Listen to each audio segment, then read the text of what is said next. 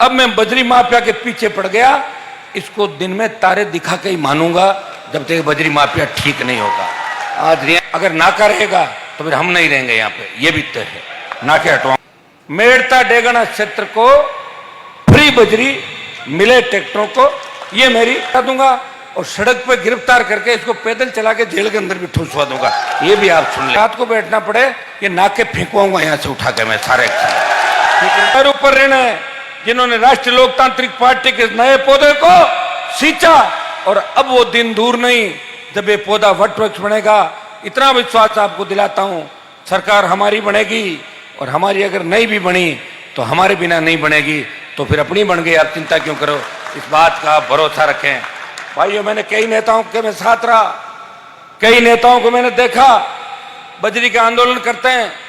एक दिन आंदोलन करते हैं और दूसरे दिन बजरी वाला लिफाफा पहुंचा देता है, और फिर कहता है कि आदमी ये ठीक है बजरी वाला, ये कह के और अपना काम उल्लू सीधा करते हैं। लेकिन मैं आपको विश्वास दिलाता हूं, अब मैं बजरी माफिया के पीछे पड़ गया। इसको दिन में तारे दिखा के ही मानूंगा जब तक बजरी माफिया ठीक नहीं होगा।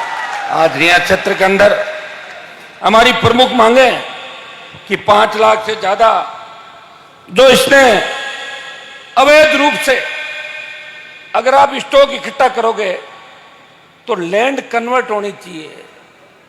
कृषि के अंदर जहां कार्य अपन कर रहे हैं उस खेतों में स्टॉक इकट्ठा नहीं कर सकते। इसने तो कृषि के खेतों में इकट्ठा कर लिया। तो सबसे बड़ा अपराध बजरी माफिया का कि इसने बजरी को कहां इकट्ठा किया। नदी को खोदना चाहिए, शायद 1-2 मीटर कितनी है इसकी खोदने की, और खोद दिया 15 मीटर 20 मीटर, और कई जगह तो पानी निकल गया राजस्थान के अंदर। ये तो रिया का जो ठेका है, ये तो बजरी माफिया के नाम है। ऐसे 82 ठेके हैं राजस्थान के अंदर इसके पास, जो किसी भांजे के, भतीजे के, किसी दूसरे परिवारों के, उन लोगों के, और सारे नेता इसकी जेब के अंदर नजर आते हैं। एक है रॉयल्टी। अरे भाई, रॉयल्टी तो होती है जब अपना रॉयल्टी का कोई ठेका होता है। जब इसकी लीज है बजरी की, ये रॉयल्टी किस बात की लेता है? ये ट्रैक्टरों को टोकन कैसे दे सकता है मुझे बताओ? टोकन का तो सिस्टम ही नहीं इस मामले के अंदर। कितने ट्रैक्टर तमाम उन ट्रैक्टरों के और जिन जिन लोगों के खेतों से इसने बजरी खोदी है, उन सबसे हम मामले भी इकट्ठे करें, मुकदमे दर्ज कराएंगे। इसके खिलाफ सैकड़ों मुकदमे बजरी माफिया के खिलाफ दर्ज कराएंगे, जो गुंडागर्दी इसने रिया क्षेत्र के अंदर करी है। मेरी मांग ये भी रहेगी, हर जगह पर चीज देखते हैं कि जिस इलाके के अंदर खनिज संपदा निकलती है उस इलाके को फ्री हैंड किया जाता है। मेड़ता डेगना क्षेत्र को फ्री बजरी मिले ट्रैक्टरों को, ये मेरी मांग रहेगी। वैसे तो मैं राजस्थान के अंदर ही इसका ठेका निरस्त करा दूंगा, और अगर सरकार के नजदीक आ गया तो इसकी जांच भी करा दूंगा, और सड़क पर गिरफ्तार करके इसको पैदल चला के जेल के अंदर भी ठुसवा दूंगा। ये भी आप सुन ले इसकी बात। ये तो अभी की बात है कि बजरी माफिया का दिमाग कैसे ठीक हो। बजरी के गुंडे बदमाश है, पंजाब से, हरियाणा से, यूपी से, सारे गुंडे बदमाश नाकों पे बैठे हैं। ये नाके लगा ही नहीं सकते। नाके तो कब लगते हैं? जब रॉयल्टी का ठेका होता है। ये नाके गलत है। आज या तो सरकार इन नाकों को उखाड़ेगी, नहीं तो चाहे मुझे रात को बैठना पड़े ये नाके फेंकवाऊंगा यहाँ से उठा के मैं सारे। ठीक है, कोई नाका इस रिया क्षेत्र के अंदर कोई नाका नहीं रहेगा। अगर नाका रहेगा तो फिर हम नहीं रहेंगे यहाँ पे, ये भी तय है। नाके हटवाऊं। नदी को जिस तरह खोदा, अवैध खनन किया, ये तो रिया का मामला है। परसों कोलाहित के अंदर अल्लाह बोल हमारा, टोंक में है, भीलवाड़ा के अंदर है, धोरी मन्ना के अंदर है, तमाम जहां जहां जगह इसने बदमाशी करी है। आप जानते हैं भारतीय जनता पार्टी इसकी गोद में बैठ गई। मैं नाम नहीं लेना चाहता। बीजेपी के नेताओं की जो पोस्टर पे फोटो लगती है आजकल, ये उनको सारी सुविधाएं यही उपलब्ध कराता है। दिल्ली में होटल से रहने से लेके, गाड़ियों के खर्चे से लेके, उनके परिवारों का खर्चा वहन करता है। और यही हालत कांग्रेस पार्टी की है। गहलोत जी को पता नहीं क्या हो गया, ये तो रात कैंप लगा रहे हैं। मुझे लग रहा है कि बजरी से लूट के और फिर आपको वापस दे रहे हैं। यही तो रात कैंप। और क्या रात कैंप बताओ मुझे? ये रात दे रहे हैं। पेट्रोल डीजल 100 पार चला गया। दिल्ली वाले स्टेट पे डाल रहे हैं, स्टेट वाले टैक्स लगा रहे हैं। हरियाणा, पंजाब, यूपी के अंदर आप देखेंगे कि डीजल पेट्रोल की दरें कम है हमसे, 10 रुपए, 11 रुपए, 12 रुपए। कौन सुनने वाला है? कौन पुकार करेगा? जब भारतीय जनता पार्टी ने आपस में हाथ मिला लिया, जो आरोप 2009 के अंदर मैंने लगाया था कि वसुंधरा गहलोत मिले हुए, और गहलोत ने कहा पिछले दिनों कि वसुंधरा अगर नहीं होती तो मेरी सरकार नहीं बचती। 15 साल बाद ये आरोप सत्य साबित हुआ। अगर कोई व्यक्ति लड़ रहा है, और भाइयों पार्टी बना के लड़ने के अंदर बहुत जोर आता है। लोग तो हमारे नेता भी हुए नागौर के अंदर, बड़े बड़े नाम बड़े थे। कभी तो लोकदल के टिकट वहां से खुद लाते थे, उसमें सील किसी और की होती थी। कभी दमकीपा लाते, कभी कोई बिहार की पार्टी लाते।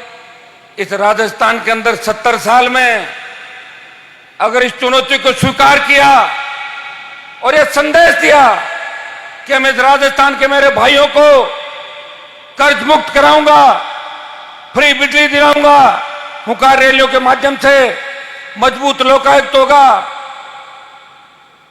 जवानों को रोजगार होगा और टोल मुक्त राजस्थान होगा।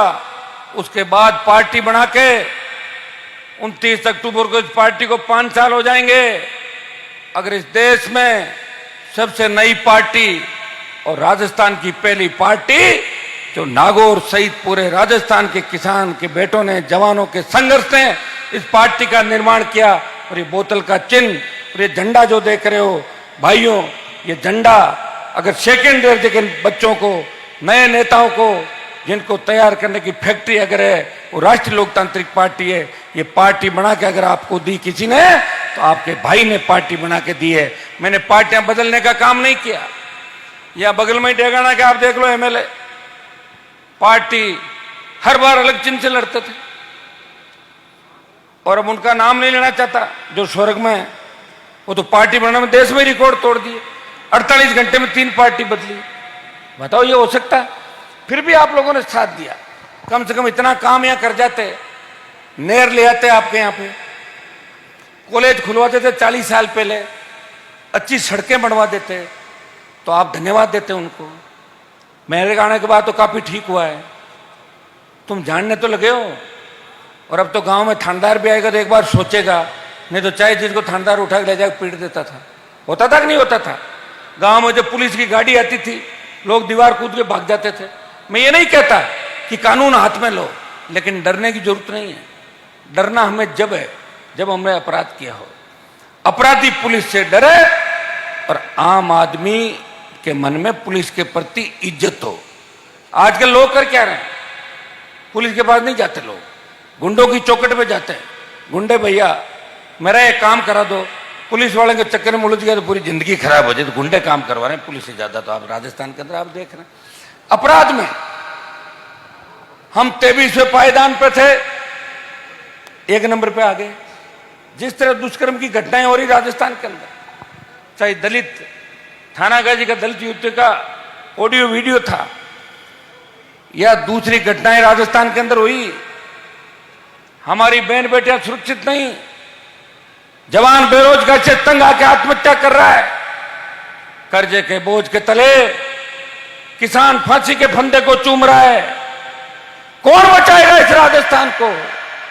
क्या तेजाजी अब अवतार नहीं लेंगे? हमें तेजाजी के बताए हुए आदर्शों पर चलना है। हमें उन लोक देवताओं को याद करना है कि हजारों साल पहले उन्होंने समाज को, धर्म को बचाने के लिए अपने प्राण न्यौछावर किए, कुर्बानी दी। मैं इतना ही विश्वास आपको दिलाता हूं कि हनुमान बेनीवाल इस राजस्थान की किसान कौम को कभी धोखा नहीं देगा। सर्व समाज को साथ लेके एक नए राजस्थान के निर्माण के मिशन पे हम लोग निकले हैं। आपने तो मेरा साथ पहले भी दिया था, और अब की बार दुगनी ताकत के साथ आपको मेड़ता से इंदिरा जी की मदद करनी है। ऐसी महिला आपको नहीं मिलेगी। मुझे याद है वो दिन जब गहलोत और अमित शाह पार्टियां तोड़ रहे थे राजस्थान के अंदर, जब गहलोत की सरकार गिर रही थी, बीटीपी टूट गई, लोकदल टूट गया, बसपा हाथी समेत कांग्रेस में चली गई और आपका दूसरे जो दल थे कम्युनिस्ट वो भी कांग्रेस में चले गए। उस समय प्रदेश की एक ही पार्टी थी, राष्ट्रीय लोकतांत्रिक पार्टी, जिसके विधायक बाड़ेबंदी में नहीं थे, सरकार घृणा के अंदर सामने खड़े थे, लेकिन मेरे तीनों विधायकों ने मेरा विपरीत परिस्थितियों में साथ दिया और यह संदेश दिया कि हम हनुमान जी के नाम से चुनाव जीते हैं, हम हनुमान जी जो कहेंगे वही निर्णय होगा। ये मजबूती अगर दी तो मेरे तीनों भोपालगढ़, खींवसर और मेड़ता के विधायकों ने दी। भाइयों, हमें और ज्यादा समझदार होने की आवश्यकता है।